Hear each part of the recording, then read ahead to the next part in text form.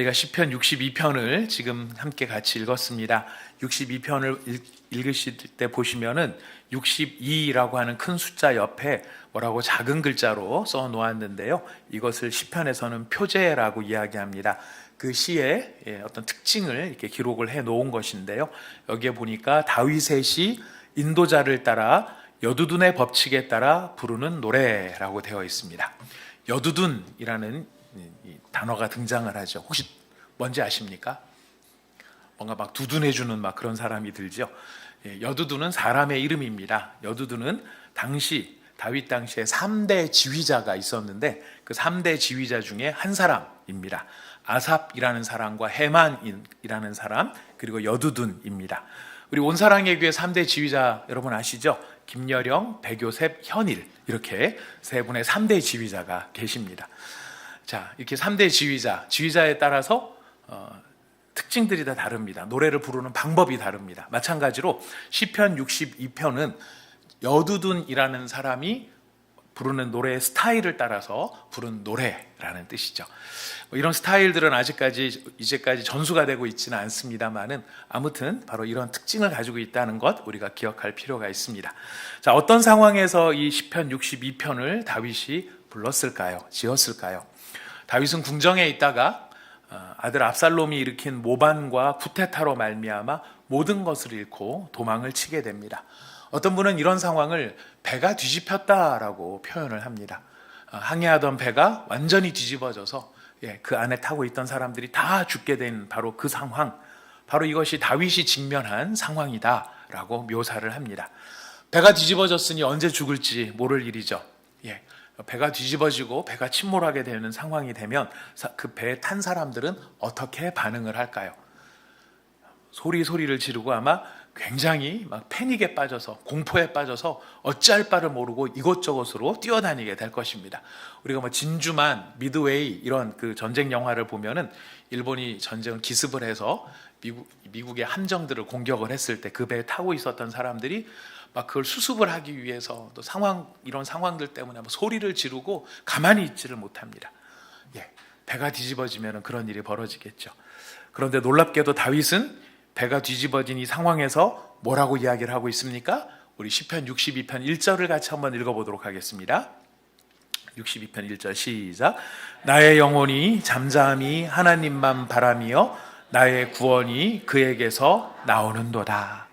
모두가 패닉에 사로잡혀, 공포에 사로잡혀 소리를 지르고 뛰어다니고 난리를 쳐야 될 상황 속에 다윗은 나의 영혼이 잠잠히 하나님만 바라겠다라고 이야기를 합니다.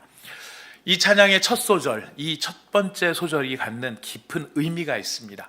우리가 이 깊은 의미를 이해하기 위해서는 다윗의 생애를 통찰해 볼 필요가 있습니다. 이 첫 소절은 광야의 고백입니다. 광야에 있는 자의 독백입니다. 그래서 이 첫 마디를 이해하기 위해서는 우리는 다윗의 생애에서 차지하는 광야의 의미가 무엇인가를 살펴볼 필요가 있습니다. 오늘 우리가 설교를 통해서 또 다윗 전체의 생애를 통해서 다윗에게는 그 3번의 큰 광야의 시절이 있었다는 것을 우리는 살펴보게 될 것입니다. 먼저 다윗은 양치기로서 소년 시절을 보냅니다. 이스라엘 지역에서 양치기로 산다는 것은 광야에서 산다는 것을 의미합니다. 우리나라에도 양치기들이 있죠. 대관령에 가거나 이런 데 보면 양치기가 나와요. 그런데 우리나라 양치기들은 보면 아침에 출근하고 저녁에 퇴근을 하시더라고요. 집에 들어오시고 하시는데 이스라엘의 양치기는 1년에 몇 개월은 그야말로 밖에서 자야 됩니다. 우리 사자성어 가운데 풍천노숙이라는 말이 있습니다. 바람에 불리면서 이슬을 맞고 지내는 것, 이슬을 맞고 잔다, 이런 풍천노숙이라는 말, 떠돌아다니는 고생스러운 상황이라는 뜻인데요. 그야말로 양치기의 생활은 풍천노숙을 하는 생활입니다. 그런데 이 양치기를 하는 이때 다윗이 몇 살쯤부터 이 양치기를 했을 것 같습니까? 정확한 나이는 안 나와 있습니다. 하지만 여러 정황으로 놓고 봤을 때 다윗이 아주 어린 시절, 초등학생 나이 때부터 양치기를 시작한 것으로 우리는 짐작해 볼 수 있습니다. 다윗은 광야에서 자라나고요. 다윗은 광야에서 철이 듭니다.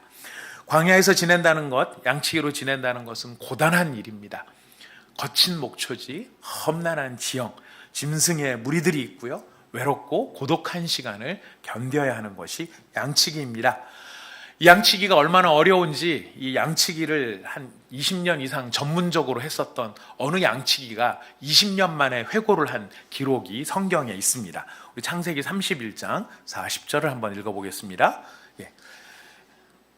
전문 양치기 20년 만에 그가 하는 회고입니다.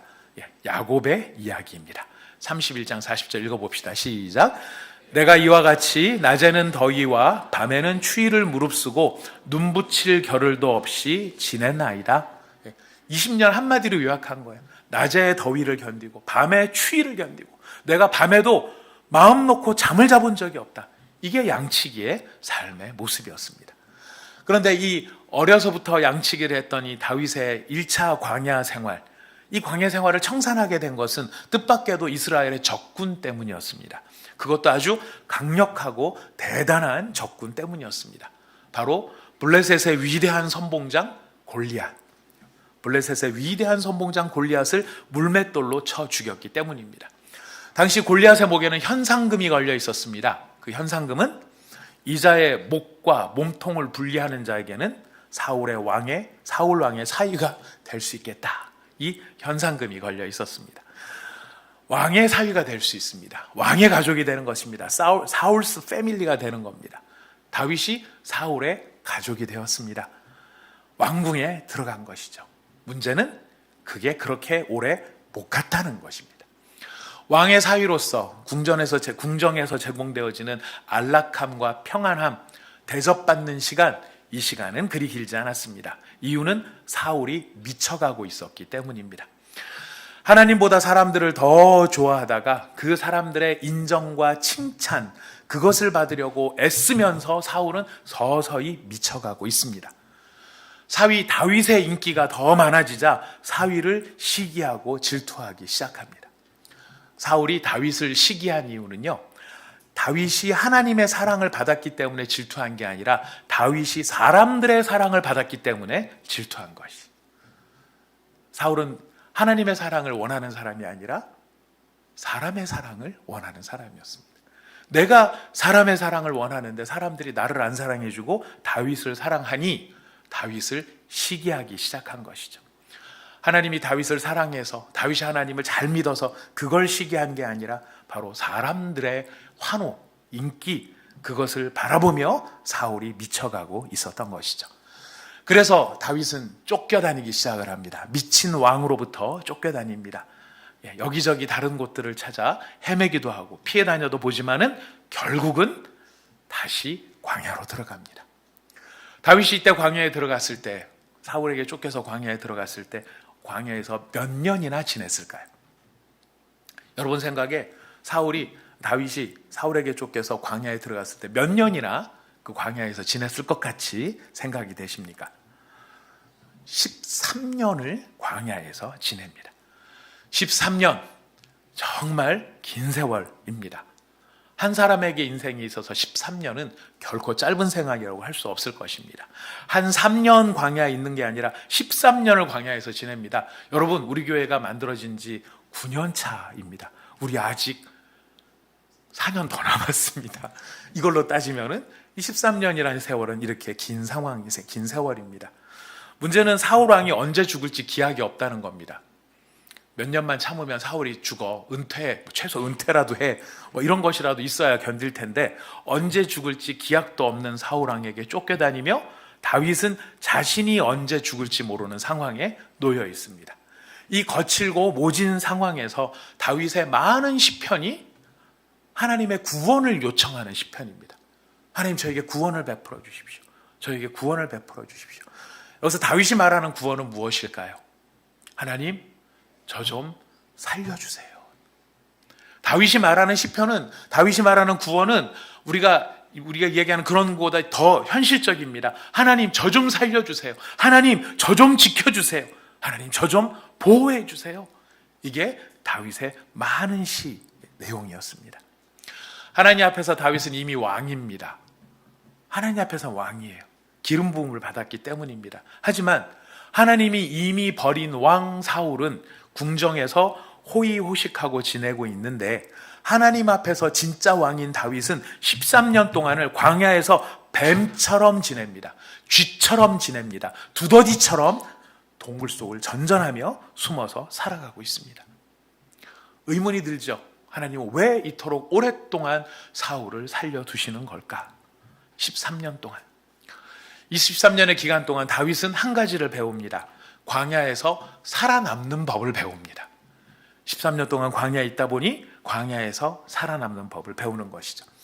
이스라엘의 광야는 사막이 아닌 거친 땅입니다. 수많은 산도 있고요, 골짜기도 있어요. 근데 거칠어요. 거칠다는 거는 아예 모래땅은 아닙니다. 아예 모래땅은 아니지만 비가 귀하고 물도 귀하고 그러다 보니 양식도 귀한 거예요. 건조해서 식물들이 자라기가 굉장히 어려운 곳입니다.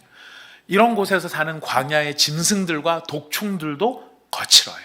그래서 거칩니다. 이런 광야에 존재하는 독특한 지형이 있습니다. 이 지형에 메차드라는 말에서 유래한 메차다라고 하는 지형이에요. 메차드라고 하는 말은 산의 고지, 산의 정상, 우리로 말하면 산꼭대기예요. 근데 산꼭대기에 있으면은 거기에 뭐를 좀 놓아두면 좋을까요? 산꼭대기에 빌라 이런 거 줘놓으면 경치 좋겠죠? 네. 짓느라고 힘들 거예요. 근데 산꼭대기에 이스라엘 사람들은 요새와 성체를 지었어요. 바로 그래서 메차드에다가 메추다를 지어놨어요. 성체와 꼭대기에 요새를 지어놓은 겁니다. 이 메추다라고 하는 말이 우리한테 전달이 될 때는 마사다라는 말로 전달이 됐습니다. 그래서 이 마사다라는 말이 요새라는 뜻이에요. 산 정상 요새라는 뜻입니다. 아마 성지순례를 다녀와 보신 분들은 사해를 경험해 보신 분들이 계실 겁니다. 사해 근방에 고원에 바로 헤롯의 성체 궁전 별장이 있는데 그곳이 지금은 마사다라고 불리워집니다. 그래서 우리 마사다 그러면 거기를 생각하는데 원래 마사다는 여러 군데가 있었어요. 산꼭대기에 있는 성체니까요. 이 마사다가 유명한 것은 이스라엘의 멸망이 이 마사다에서 끝났기 때문입니다. 예수님 돌아가신 지 얼마 안 돼서 이스라엘이 로마에 대항해서 항쟁을 벌이는데요. 그 로마에 대항한 항쟁이 끝난 곳이 이 마사다예요. 더 이상 이곳에서 버틸 수 없는 상황이 됐을 때 어린아이 5명과 여자 2명을 제외한 936명이 모두 스스로 자결함으로써 이 항쟁을 끝내게 됩니다. 그리고 이스라엘은 그때 멸망당하고 난 이후에 1948년 건국될 때까지 역사 속으로 사라져버립니다. 마사다에서 꽤 오래 버텼습니다. 오래 버틸 수 있었던 이유는 마사다가 방어에 절대적으로 유리한 지형입니다. 우리 같으면 행주산성 이런 거 있죠. 임진왜란 때 행주산성이 아주 큰 승리를 거뒀던 곳인데 그렇게 할 수 있었던 거는 지형에 이게 좀 가파른 면이 있었기 때문에 그렇습니다. 그래서 이제 행주산성 우리가 달리 표현하면 행주요새, 성경적으로 표현하면 마사다 행주 이렇게 되는 겁니다. 마사다를 붙이면 괜찮은데 행주가 붙으니까 조금 네. 아무튼 숨어있기에 가장 안전한 곳이 너무너무 가파르고 건조하니까 식물들이 못 자라니까 누가 올라오는 게 다 보이는 겁니다. 올라와서 수색하는 게 쉽지가 않아요. 금방 눈에 띄어버리니까요. 바로 이런 천연 요새가 그 광야지대에 많이 있었습니다. 그래서 다윗은 이런 마사다 요새들을 돌아다니면서 피하고 있는 것입니다. 여러분, 다윗이 이렇게 요새에 숨어서 지내고 있고 사람들이 쉽게 접근할 수 없어서 방어에 유리한 곳에 살고는 있지만 그렇다고 해서 이곳에서의 삶이 평안할 수는 없습니다. 여러분, 사람이 필요한 게 산꼭대기에 많이 있을까요? 산 밑에 많이 있을까요? 우리 앞에 일부 찬양대에 어느 분께서는 산꼭대기에 더 좋은 게 많이 있다. 그래서 저희들이 그분의 산꼭대기 집을 한번 찾아가 보기로 했습니다. 아무튼 산꼭대기가 훨씬 어렵죠, 살기가. 그래서 우리 북한산 가보면 밑에서는 1,000원짜리 캔이 북한산 꼭대기에서도 캔을 팔아요. 2,000원, 3,000원씩 받습니다. 근데 그거 아깝다고 생각하지 않죠. 왜 이렇게 비싸? 그렇게 생각하지 않습니다. 왜요? 다 짊어지고 올라가야 되니까. 어려운 거거든요. 이곳에서의 삶은 참 어려워요. 근데 생활이 어려운 게 문제가 아니라 마음이 어려운 겁니다. 쫓기고 있는 상황에 있다라면, 그리고 이 쫓는 자가 그 질투심이 커지면 커질수록 집요함이 비례해서 커지는 거예요. 절대로 포기하지 않고 나를 쫓아올 것이다. 불안할 수밖에 없죠. 그러니 다윗의 밤은 뒤척이는 날이 많은 밤이었을 것입니다. 새벽에 일어나는 날도 많았을 것입니다. 잠 못 이뤄 밤새 드리는 기도는 철야 기도가 됐을 것이고요. 새벽에 깬 잠에 더 이상 잠들 수 없었을 때 드리는 기도는 새벽 기도가 되었을 것입니다. 근데 비파도 없고 수금도 없어요. 새벽에 깬 그 아침에 비블레스 찬양팀이 있겠습니까? 할렐루야 찬양대가 있겠습니까? 홀로 싸늘한 새벽 공기에 몸을 움츠리고 땅바닥에 엎드려 기도하는 것, 이것이 다윗의 새벽 기도였습니다. 이런 새벽의 기도, 이런 철야의 기도라면 다윗은 무엇에 집중할 수밖에 없었을까요? 밤에 홀로 일어나 앉아 드리는 기도, 새벽에 깨어 일어나 홀로 앉아 엎드려지는 이 기도. 다윗은 철저히 하나님을 찾고 하나님을 구하고 하나님을 원할 수밖에는 없었다는 것입니다. 놀랍게도 바로 이런 기도에 하나님께서 응답하십니다. 바로 이런 잠 못 이루는 밤의 철야와 깨어 일어나는 새벽의 기도 가운데에 다윗은 하나님의 임재를 경험합니다. 그래서 다윗은 이렇게 고백하기 시작합니다. 나는 내가 요새에 숨어 있었기 때문에 살아남은 것이 아니라 하나님이 나의 요새가 되어주셨기 때문에 나는 살아남을 수 있었다. 실제로 다윗이 피해 숨었던 것은 요새가 아니라 하나님이었습니다. 그는 요새에 숨지 않고 하나님께 피해 숨었습니다. 하나님의 날개 그늘 아래에 숨어 있었던 것입니다. 그의 요새가 되어주시는 하나님에게 피해서 숨어서, 그래서 다윗은 살아남을 수 있었다라고 말합니다. 우리 시편 62편 2절을 같이 읽어보겠습니다. 읽어봅시다. 시작. 오직 그만이 나의 반석이시오 나의 구원이시오 나의 요새이시니 내가 크게 흔들리지 아니하리로다. 무슨 말입니까? 하나님, 나를 안전하게 지켜주는 것은 이 요새나 굴이 아닙니다. 나를 안전하게 지켜주실 분은 바로 하나님 당신밖에 없습니다. 그래서 하나님, 제가 당신께 숨습니다. 나를 당신의 날개 그늘 아래 보호하여 주시옵소서. 많은 사람들이 이 광야 같은 인생을 살아갑니다. 이 광야 같은 인생을 살아가기 위해서, 살아남기 위해서 사람들은 자기만의 요새를 짓습니다. 어떤 사람은 권력으로, 어떤 사람은 인맥으로, 어떤 사람은 재물로, 어떤 사람은 명예로 겹켜이 첩첩이 성을 쌓습니다. 수많은 사람들, 아는 사람들을 다 동원해서 나를 둘러쌀 철옹성 같은 요새와 산성을 만들려고 합니다. 그러나 그것이 사람을 보호해 줄 수 있을까요? 다윗은 이렇게 이야기합니다. 시편 62편 10절에서 12절 같이 읽어보겠습니다. 시작. 포악을 의지하지 말며 탈취한 것으로 허망하여지지 말며 재물이 늘어도 거기에 마음을 두지 말지어다. 하나님이 한두 번 하신 말씀을 내가 들었나니 권능은 하나님께 속하였다 하셨도다. 주여, 인자함은 주께 속하오니 주께서 각 사람이 행한 대로 갚으심이니이다. 아멘. 사람이 믿고 의지하는 요새, 그거 가짜일까요? 진짜일까요?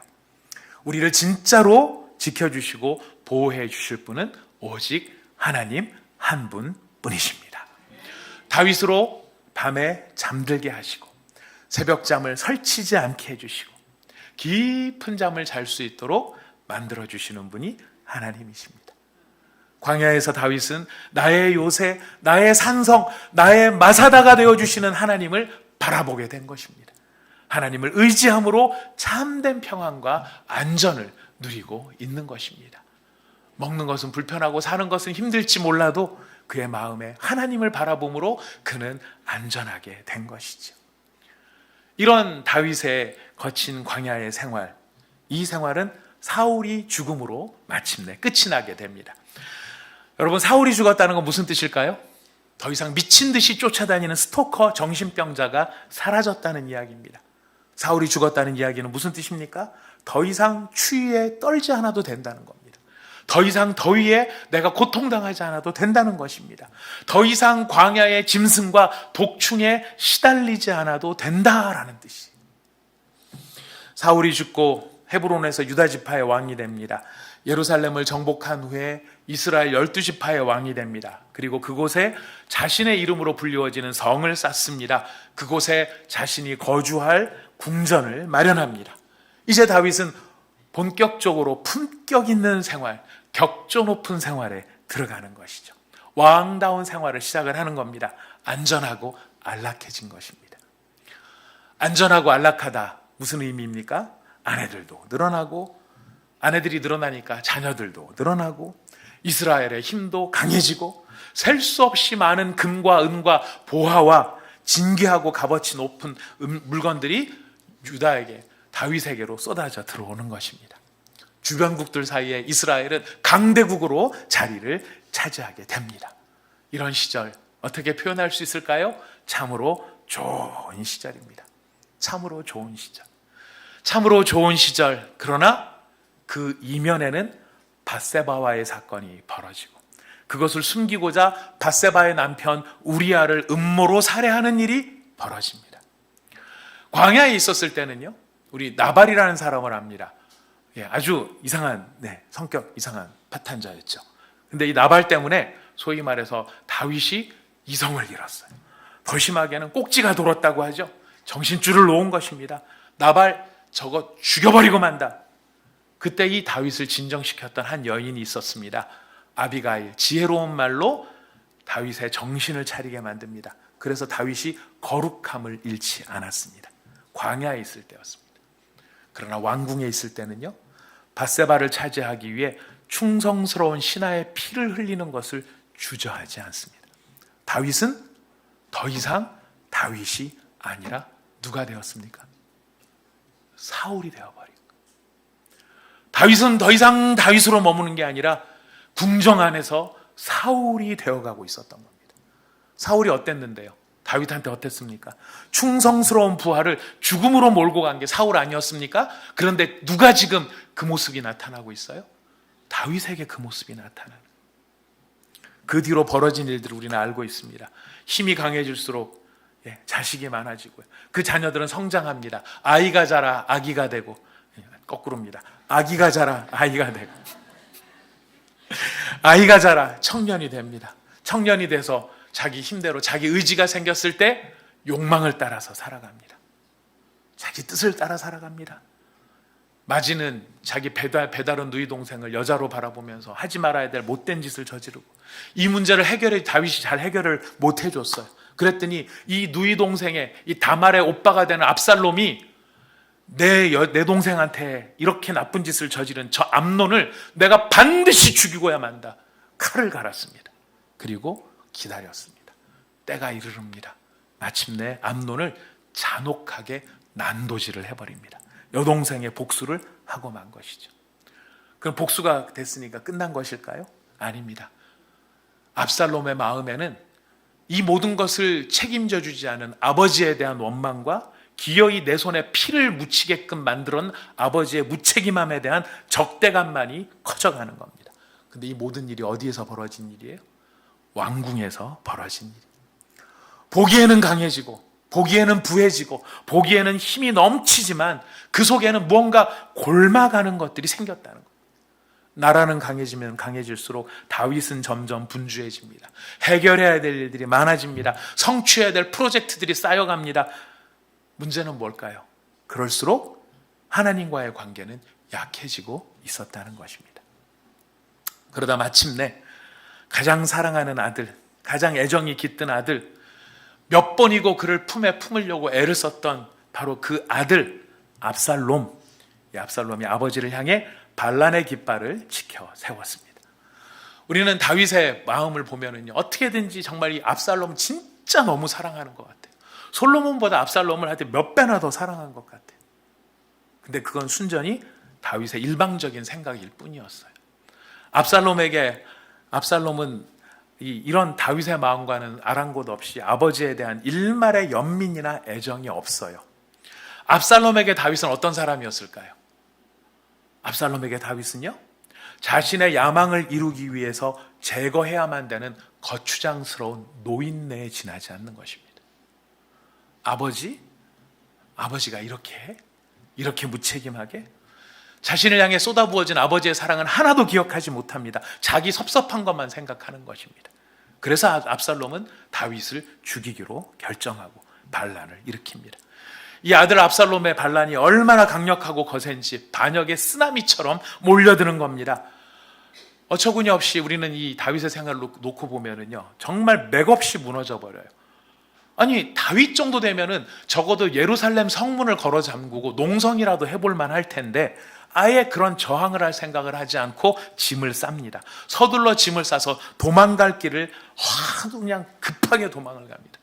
행여나 그 쓰나미에 휩쓸려 버릴까 두려워하는 마음인지 얼마나 빨리 도망가는지 초 스피드로 도망을 갑니다. 여러분, 도망을 가면 답이 있었을까요?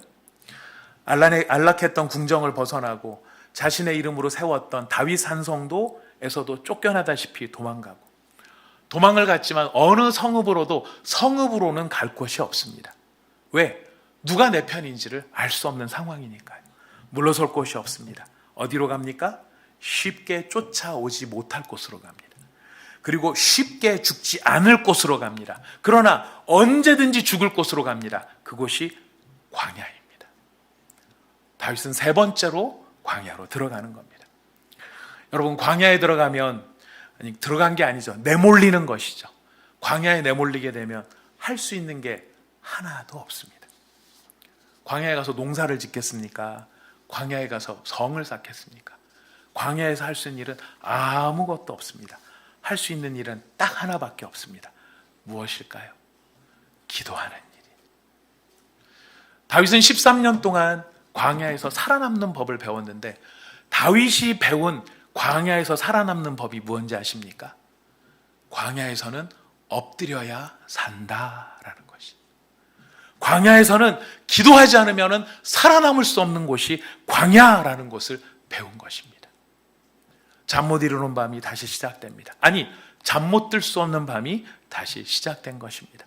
뒤척이다 새벽에 깰 수밖에 없는 곳, 깨면 다시 잠들 수 없는 곳, 그래서 기도할 수밖에 없는 곳, 그래서 하나님만을 바라볼 수밖에 없는 곳, 그곳이 바로 광야인 것입니다. 그런데 이 광야는요, 참 희한해요. 죽을 것 같은 곳인데 역설적으로 적으로부터 내가 죽지 않도록 나를 보호해 주는 곳이 광야가 된 것이고, 죽을 것 같은 곳인데 나를 살려주는 곳이. 죽을 것 같은 이유는 척박함 때문에 그렇습니다. 그 척박함 때문에 내가 죽을 것 같은데 역설적으로 그 척박함이 나를 보호해주고 있는 것이, 그 척박함으로 내가 살게 되는 것입니다. 나의 모든 가능성이 사라져버렸기에 오직 하나님만이 모든 것이 되시고, 하나님만이 유일한 가능성이 되시고, 하나님이 가장 선명하게 보이고, 하나님이 분명하게 느껴지고, 하나님이 분명하게 알게 되는 곳, 바로 그곳이 궁궐이 아니라 광야였던 것입니다. 다시 광야로 돌아와 어느샌가 어느 요새인지 모를, 어느 마사다일지 모를 곳에 다윗은 전전하고 있습니다. 어느 마사다, 어느 요새 한쪽 구석에 다윗은 웅크리고 몸을 숨겼을 것입니다. 그리고 깨닫습니다. 뭘 깨달았을까요? 시온 산성이 나의 요새가 될 수 없다. 예루살렘 성이 나의 반석이 될 수 없다. 어떤 튼튼한 요새도 내게 안전을 제공해 줄 수 없다. 오직 하나님만이 나의 마사다이고, 하나님만이 나의 요새이며, 하나님만이 나의 산성이시다. 그래서 다윗은 하나님을 부르는 것입니다. 그래서 다윗은 하나님을 찾는 것입니다. 그리고 잠잠히 기다리며 또 기다리는 것입니다. 내 영혼아, 잠잠히 하나님만 바라라. 나의 소망이 그에게서 나오는도다. 이 한마디의 이야기가 이 많은 의미를 담고 있는 것입니다. 세 번의 깊은 광야 생활을 통해, 궁궐과 두 번의 궁전 생활과 세 번의 광야 생활을 통해 다윗이 깨닫고 깨달은 바는 나의 구원, 나의 능력이 누구에게 있는가? 우리 시편 62편 7절 말씀을 한번 읽어봅시다. 시편 62편 7절 말씀 읽어봅시다. 시작. 나의 구원과 영광이 하나님께 있으며 내 힘의 반석과 피난처도 하나님께 있도다. 아멘. 여러분, 이 말씀은 멋진 찬송가가 아닙니다. 우리가 하나님을 막 높여드리기 위해서 정말 하나님께 정말 우리 마음을 확 끌어서 우리 하나님 높습니다 이렇게 말씀드리는 우리의 그런 인위적인 이야기가 아니에요. 이 말 한마디에 나의 구원과 나의 영광이 하나님께 있고 내 힘의 반석과 나의 피난처가 하나님이라는 말은 무수한 죽음의 고비를 넘기면서 무수한 배신과 무수한 아픔과 무수한 고통을 겪으면서 그가 깨달은 단 한 가지, 오직 하나님만이 내 편이시다. 오직 하나님만이 나의 소망이시다. 절절히 깨달은 다윗의 인생의 고백이 여기에 담겨 있습니다. 우리 시편 62편 5절 말씀 한번 같이 읽어볼까요? 62편 5절입니다. 시작. 나의 영혼아 잠잠히 하나님만 바라라. 물은 나의 소망이 그로부터 나오는도다. 우리 5절 말씀에서 뜻밖에도 우리는 또 한 가지의 진리를 깨닫게 됩니다. 사랑하는 여러분, 하나님의 말씀은 진리의 말씀입니다. 이 하나님의 말씀은 우리를 깨우치시고 우리를 살리시고 우리에게 힘을 주시고 우리를 바르게 하시며 우리를 의롭게 만들어주시는 능력이 하나님의 말씀에 있습니다. 그리고 이 말씀을 전해야 됩니다. 우리 말씀을 들어야 됩니다. 그렇다면 여러분, 이 말씀을 누구에게 가장 많이 들려주어야 될까요? 제가 사지선다형으로 여러분께 여쭤보겠습니다. 우리는 우리의 자녀들이 여호와를 알지 못하는 다른 세대가 되는 것을 가장 경계합니다. 여러분들이 아무리 유산을 많이 남겨주셔도요, 그 자녀들이 예수 그리스도 안에 있지 않으면요, 몸은 안락할지 모르지만 영은 지옥의 불구덩이 속에 있는 거예요. 이건 무서운 일입니다. 우리가 그래서 우리의 자녀들이 여호와를 알지 못하는 다른 세대가 되는 것이 아니라 믿음의 계보를 이어가는 믿음의 세대가 되기를 원하고 있습니다. 누가 가장 이 말씀을 많이 들어야 될까요? 우리의 자녀들. 두 번째, 2번입니다. 집에 가시면 여러분 배우자들이 계시죠. 믿지 않는 배우자 있고 태만한 배우자가 있고 불성실한 배우자가 있습니다. 여러분, 이 배우자, 이 믿지 않는 배우자, 여러분 하나님의 말씀을 누가 가장 많이 들어야 되겠습니까? 배우자가 들어야 될 것 같지 않습니까? 자, 우리에게는 다락방에 참 좋은 순장님들이 계십니다. 그러나 어떤 때는 거기에 참 아직도 미성숙한 순원들이 있을지 모릅니다. 그리고 아직도 철이 없는 목회자가 있을지도 모릅니다. 누가 가장 이 하나님의 말씀을 많이 들어야 될까요? 1번일까요? 2번일까요? 3번일까요? 시편 60편 5절은 우리에게 너무나 분명하게도 너무나 중요한 사실을 한 가지를 알려줍니다. 하나님의 말씀을 가장 많이 들어야 될 사람이 누구인가? 바로 나 자신이라는 거예요. 바로 나 자신이라는 거예요.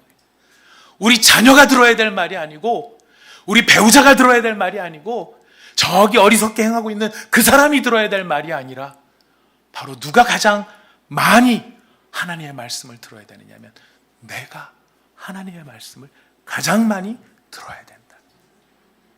62편 5절 다시 한번 보실까요? 다시 한번 읽어봅시다. 시작. 나의 영혼아 잠잠히 하나님만 바라라. 소망이 그로부터 나오는도다. 나의 영혼아 잠잠히 하나님만 바라라. 여러분, 왜 이런 이야기를 할까요? 안 되니까요. 다윗도 안 되니까요. 이론은 알지요. 원리는 압니다. 하나님 바라봐야 된다는 이유는 너무나 명백하게 알아요. 하나님 바라봐야 돼. 그러나 눈에 보이는 게 보이잖아요. 사울이 쫓아오고 음식은 떨어졌고 생활은 궁핍하고 마음에는 미친 듯한 이 알 수 없는 이유들. 하나님 왜 이렇게 오래입니까? 13년째입니다. 이런 수많은 질문들이 자신의 내면에서 올라오는 거예요. 그러니 누구한테 가장 많이 하나님의 말씀을 들려줘야 될까요? 나 자신인 거예요. 아침에 일어나서도 나의 영혼아 잠잠히 하나님을 바라라. 점심 식사 전에도 나의 영혼아 잠잠히 하나님만 바라라. 저기 꼴 같지 않은 사람들 만났을 때도 나의 영혼아 잠잠히 하나님만 바라라. 어려울 때뿐입니까? 나의 통장에 쫙 숫자가 찍힙니다. 기가 막힌 숫자들이 찍힙니다. 딱 보면 기분 좋겠습니까? 나쁘겠습니까? 아이씨, 돈 찍혔네. 아이, 이러시겠습니까? 아니죠. 기분 좋을 수밖에 없어요. 나쁜 일 아니에요. 그러나 여러분, 그것이 우리를 지켜주는 것은 아닙니다. 그럴 때에도 다윗에게 몇백 달란트의 몇십 킬로그램의 금덩어리가 들어왔을 때도 다윗은 다윗의 영혼에게 이야기를 해주는 겁니다. 나의 영혼아, 잠잠히 하나님만 바라라.